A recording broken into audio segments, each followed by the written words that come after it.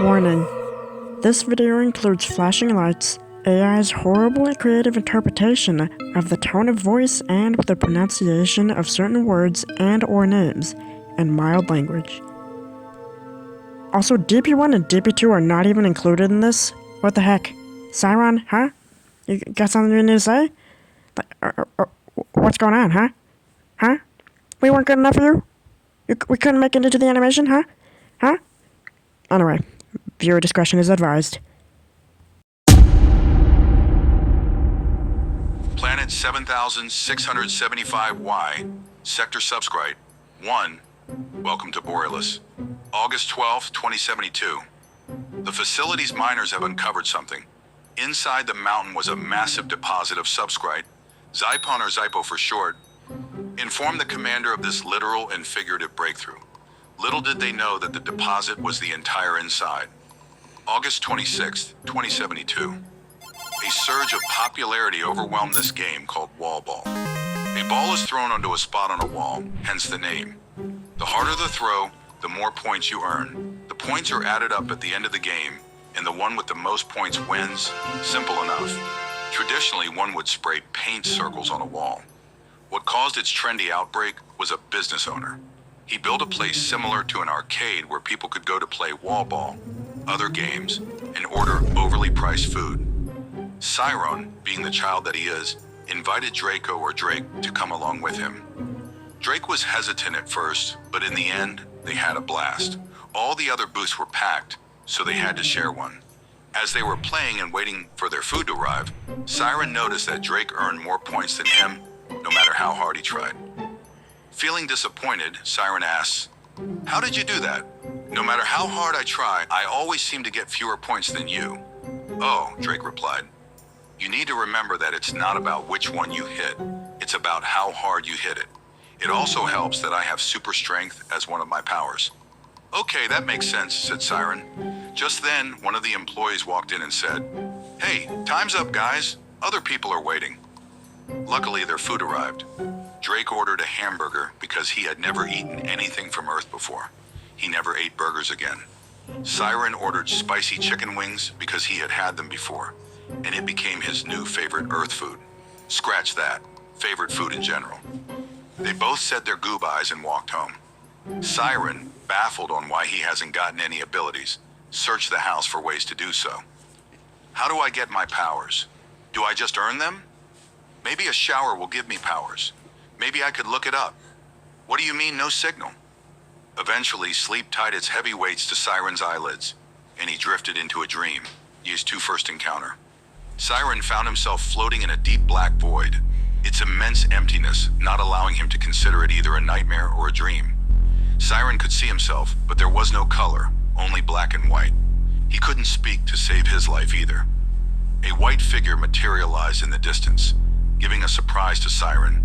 He drifted closer, or Siron was floating towards him. Due to there not being anything to compare their distances, for all he knew, they could both be floating towards each other. Siron couldn't really tell, but it looked as if he were missing half his body. As the two grew closer to each other, Siron could hear whispers. Siron, on. Siron! Suddenly, large letters that spelled his name flashed before him, and the whispers grew louder and became normal speech, almost shouting. They were close enough for Siron to see that he wasn't missing half of his body. In fact, it was black and blended in with the rest of the bottomless dwelling in which insanity thrives. The voices then sounded strange, specifically a mixture of a heavenly woman's voice and a hellish man's voice. It jerked and reached its black hand for Siron, and August 27th, 2072. The alarm's piercing bleeps woke up Siron, and he realized that he was sleeping on the floor. He got up and got dressed. No, he was still dressed. Dreams like that don't just happen. Not to Lizats anyway, said Siron. Siron, for breakfast, was going to his local cafe donut store. Open for 35.10863 years, it was still going strong with an average of 60 customers a day, and only open till noon. On the way there, Siron couldn't help but hear people spreading rumors. "Have you heard about this crystal that allows you 2 extra abilities when touched?" asked a lizard. Yeah, another lizard added. It's called Psyb0i and is super rare. No wonder it's so valuable, said a snake. That's it, said Siren. What I need is that gem. That was all he needed to skip breakfast. He couldn't arrive at Drake's house faster. 3 too early. Siren repeatedly smashed the doorbell at the speed of light. No, faster than that. Angry, Drake swung the door wide open and said, "What is it?" Surprised to see Siren, he followed it up with, "Oh, sorry. I just wasn't expecting any visitors this early in the morning." "But it's 8:33, said Siren. "Yeah, early," said Drake as if it were obvious and/or true. His expression, though obscured by his hood, clearly hinted toward his point. "Is that why? Never mind." Anyway, Drake took a deep breath. What the heck was so important that you had to basically destroy my doorbell? "I just wanted to know if you knew someone who could help me get some Psyb0i. Like a merchant," asked Siren.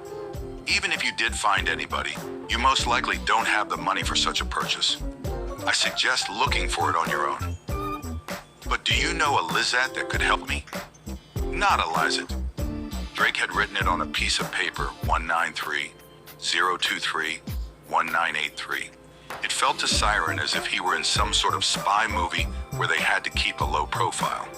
Siren could never see a prank coming, but this time he was very wary of it. Most likely because he's really hoping that it's not. "What to eat? What to eat?" "I have ramen, or ramen," said Siren as he was rummaging the shelves. Ramen was the only thing he kept in his pantry. In his fridge, he kept fruits and vegetables. And when I say that, I mean dragon fruits and the world's hottest peppers. Siren set a pot of noodles to boil and cut some pork belly. He chopped some green onions and added one of those weird white and pink swirly things. On another pot, Siren boils eggs with the yolk still runny. One would ask why he goes this far for a bowl of ramen. On Borealis, 7,675 Wi-Fi, ramen is sold as noodles that are not microwavable. In fact, the only food item cooked in a microwave on Borealis is popcorn. He also threw a Flares Reaper in for some extra spice. Siren sat down with his bowl. "Yeah, I'm gonna wait. Let's check that phone number," said Siren. 1-9-3-0-2-3-1-9-8-3. Siren read each digit aloud, all the while typing it in. No ants. A series of dots and dashes in uniform code played out in the same 4 characters. Well, this was a waste of time. Wait a minute. That's the human code made by Samuel Morse. That's clever of him, using a human language. Siren had always kept a universal translator in a drawer somewhere. "And people say it's useless. I knew this would come in handy," Siren blurted across his house while rummaging his drawers. "All right, let's see what this says. 43, that's an old house, definitely not Drake's. 4, meeting of a lifetime." Siren stepped up to the house. He rang the doorbell and was surprised to hear the song that plays at the end of Five Nights at Freddy's, a game made by Scott Cawthon. Just about 30 seconds passed before Siren was startled by a creeper swinging the door wide open. He was talking so loud that Siren could only understand every other word. "Hey, the name's Creepodinus de Media though. Most people just call me Creepy however you will, don't care which name you be. I'm sorry, did I startle you?" "I'm more or less confused with whatever you said. Sorry, the name's Creepy. Come on in." The house looked normal on the outside, but on the inside it looked like a store and the home of a conspiracy theorist. "Well, I'm assuming you're here to ask about something rare, valuable, or mysterious," said Creepy. "In this case, I think it might be all 3, said Siren while staring at the bulletin board, full of conspiracies about the 3 secretly being humans, and how Earth is supposedly a made-up planet, and there being an entire civilization on another sector on the other side of Borealis. "Ooh, the more the better. So what is it? Cut to the chase." "It's a gem slash crystal slash mineral slash diamond, strangely named Psyb0i. I'm looking for it because, for some reason, I have no powers. Yes, I know all about it. In fact, it's believed to come from the bones and fossils of gods. I need to know if a 16-year-old lizard obtaining Psyb0i in any way, shape, or form is plausible and or possible." "Well, you're in luck. All right, let's go." Siren acted as if he had finally beaten the Poppy Playtime Chapter 3. Boss battle, it is very confusing. You have three options. Option 1, you buy a pickaxe and head out for 3 years mining for one. Option 2, you buy mine. The reason I came to you was to find an alternative to buying one. And good thing too, because I spent 3 years trying to find it, and I ain't giving it away. And finally, option 3, you steal it from a facility in the Flares region. Siren's face lit up. Now you're speaking my language. Before I tell you more, you need to know there is always a drawback to these crystals of some kind. Either you will lose something, or something bad will happen around, or to you. These consequences can range from bad luck for an hour to friends or family quite literally ceasing to exist. This is a serious risk, but depending on the catch, it might be worth it. People don't spread this in rumors because they don't want to believe in something that can burn their house down.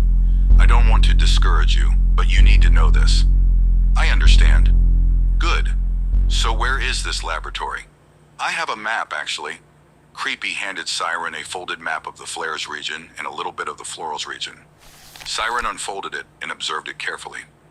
The highlighted path is the quickest route from Ivy Village to a 600-meter radius of the place. They both stand up as Siren is about to leave. One more thing before you go. Creepy walked into another room to retrieve something for Siren. He ends up bringing out a sword and a strange device. A katana? You do realize the average Lysit is not able to properly wield one of these? It's not rocket science, just swing the damn thing. First of all, language. Second of all, you're probably right. If you really have no powers, going out into uncharted territory is a death sentence. There's actually a gang of flares called the Eternal Embers, known for ambushing wanderers. What's this thing?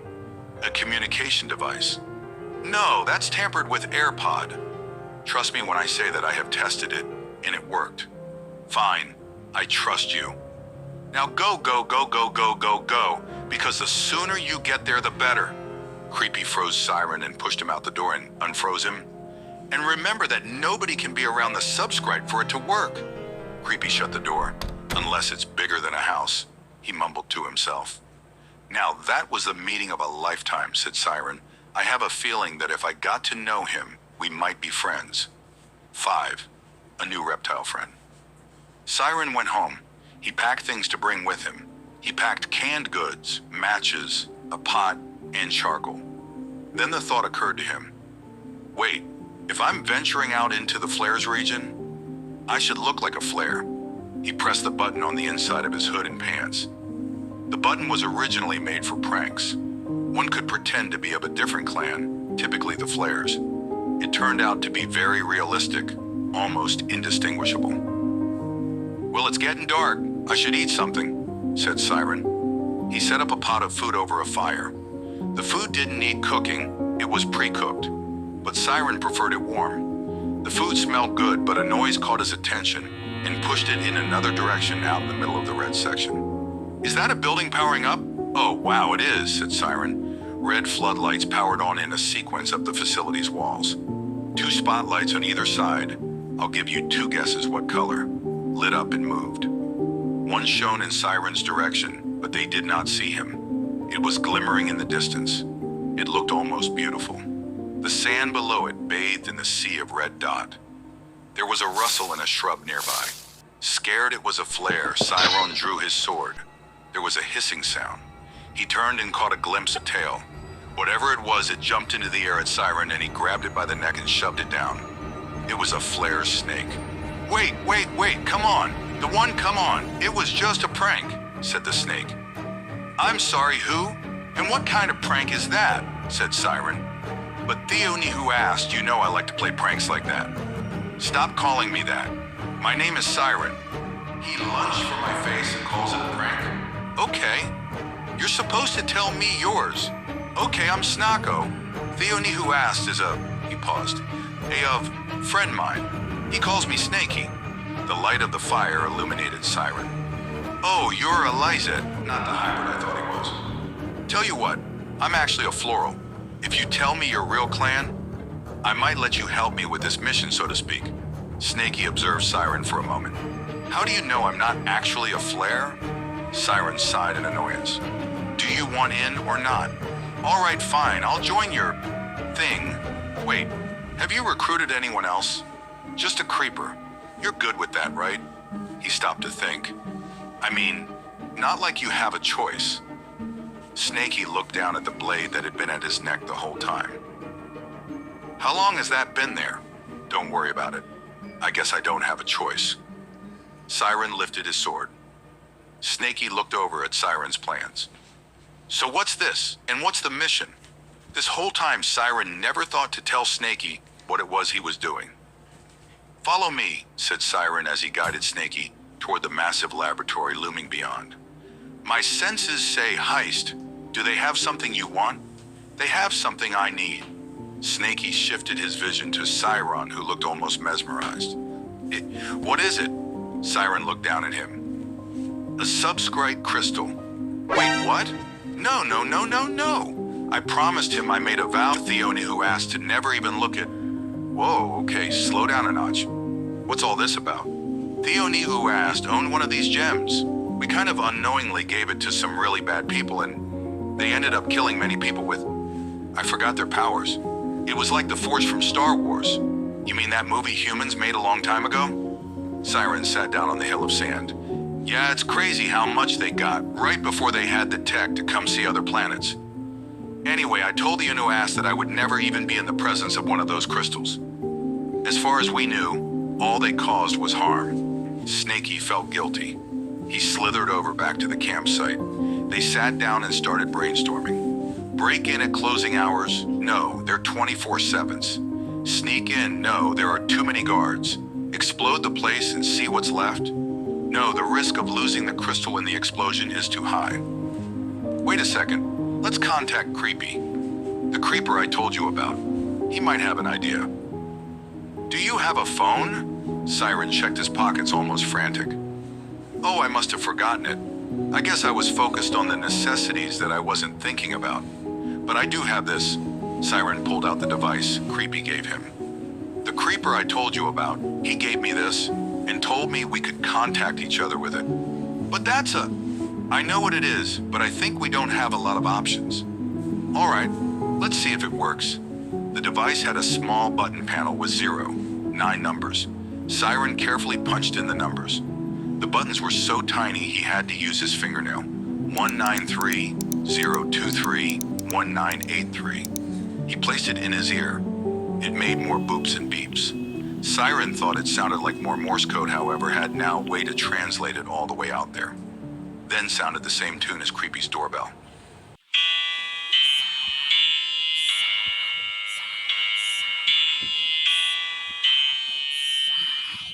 Hello, welcome to Creepy's Keepies, trademark.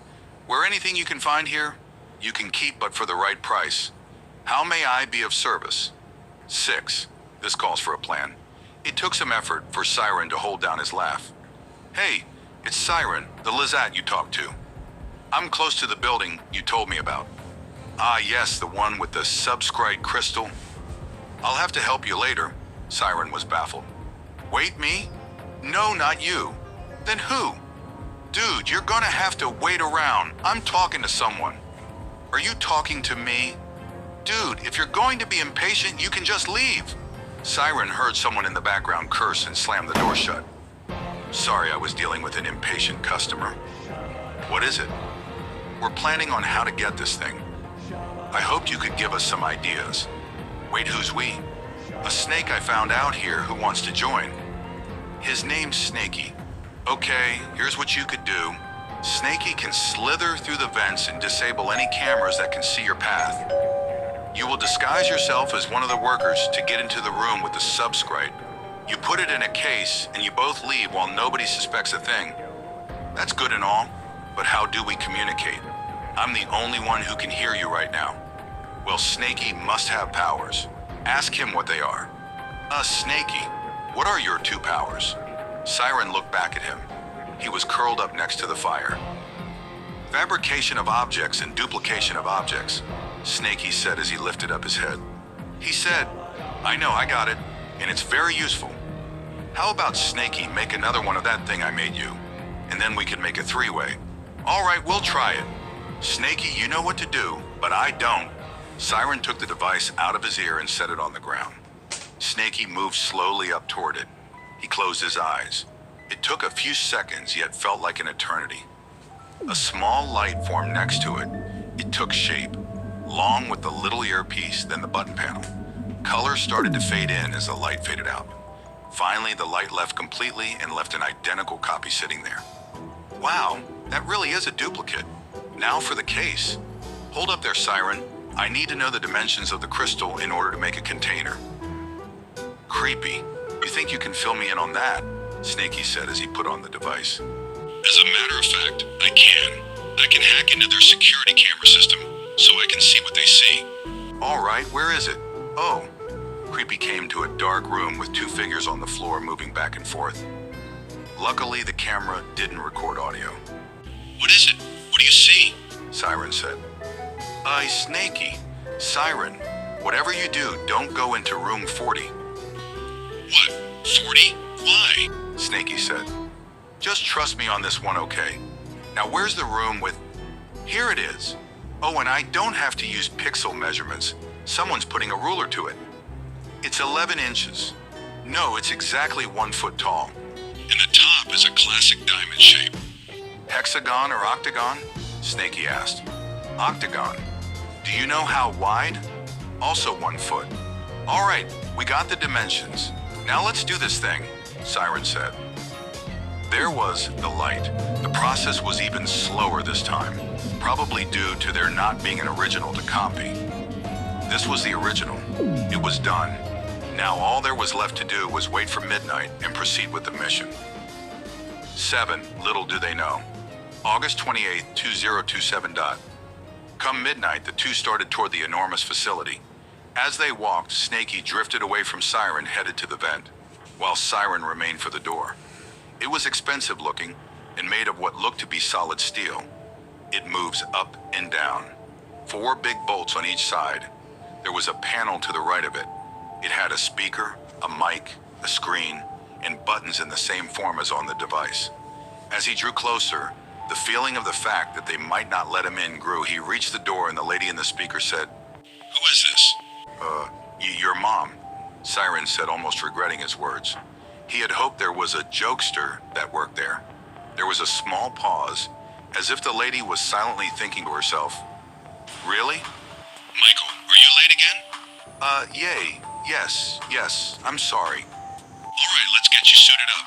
The others have already started. The door opened with a hiss. It opened vertically like a hatch. He walked in and was surprised to see the lady standing right there. She pointed to the changing room and said, "There's the changing room. Here's your suit. You know what to do." She then proceeded to walk into another room. Siren stepped into the changing room and found only one uniform.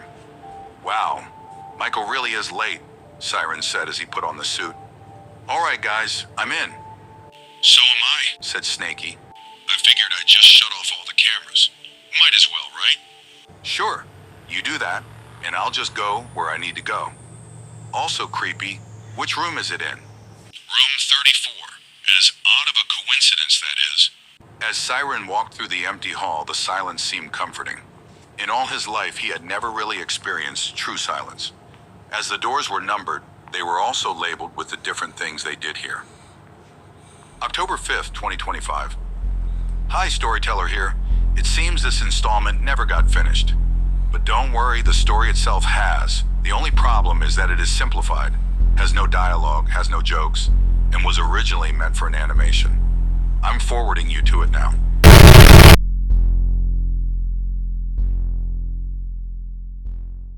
Come nightfall, they finally begin what they set out to do. Asterisk, plan asterisk. The Psyb0i was almost in Theer possession, but then someone caught Siren. They held him captive until they decided what to do with him. Because he was one of Theer's scientists, they would let him go. All they asked in return was to know what he was doing with it. Snaky then told Siren that he was going to rig the place with C4. That was how the people heard Snaky and took away Siren's earpiece. The people ended up leaving. Creepy disabled the door, letting Siren get the crystal and his things. Siren booked it down the hall and out the door. Just then, Snaky ignited the C4. Asterisk explosion asterisk. With the facility down to the ground, the now friends headed to camp with the Psyb0i. It was time to decide who got the abilities. Snaky and Creepy already had powers. That made it obvious. Siren touched the subscribe. Nothing. It didn't work. Siren tried multiple times. Nothing. It was a fake. But why would they study a fake subscribe crystal? Creepy said that he heard that the flares got their crystal from a different clan. It was the liminals. Yellow. Siren asked if they might have a real crystal. Snaky tuned in and said that he knew the sector with the most subscribe. Creepy and Siren asked what it was. Snaky said that it was the remnants, purple. Siren said that you need a quarry pass and a CTTTC. Creepy and Snaky asked what a CTTC was. Siren, before answering, was confused about how they didn't know what a CTTTC was. He then said that it stood for Crystal Temptation Training Certificate, which can both be gotten in the aquatics blue sector. So they fabricated a futuristic version of a motorcycle and headed across 2 borders and into the aquatic sector. Meanwhile, the command center in charge of the research facility found out about the theft and detonation that happened there. The commander there got really mad when he heard what happened and who did it. He sent a troop of soldiers after Siren and Snaky. The 2 arrived at the aquatic sector and asked around for a way to get a CTT. It was then that they noticed the troop of flares that followed them. An aquatic quickly tells them that the temple's in the abyssal lake at the edge of the world. Nobody knows exactly where it is, but he said he could give him a map with an estimate location. They then rush out of there without being seen, or so they thought. Siren and Snaky set up camp about halfway between the town they left and the approximate location. At that point, it was nearly morning, and they had gotten no sleep. They took a 15-minute nap and got back on the road. When they got there, Snaky made a boat. Just then, they suddenly teleported all the way to the remnant sector. They were confused, disoriented, and in the middle of the most dangerous flare mine site. They hid in a storage unit. It was dangerous because the most dangerous flare was here. They got out and tried to sneak their way out of there. They barely got out without being seen. They then set up camp for the 3rd time. It was easy because of Snaky's power. They both went to sleep because they only got 15 minutes of sleep. They both got woken up by something. Snaky checked outside and was shocked at the sight of a massive crystal. He told Siren to take a look at it. Siren was also surprised. He wondered how they didn't see it before. It looked like people were doing something to it, so they went to go investigate. It turned out that a team of remnants were cutting it into smaller pieces. Siren told Snaky that he wanted a piece. Then a remnant jumped in and said that he couldn't. Siren was usually a law-abiding Lizard, but that remnant's tone of voice triggered a spring lock in him. He hurdled the barrier and claimed the entire subscribe crystal to himself. He finally had his powers. But what was the cost? Just then, the giant volcano that had laid dormant for centuries awoke. The question had been answered. Then, the most dangerous flare, Solar the Lizard, came to the site. The remnant then decided to be a little snitch and told Solar what happened.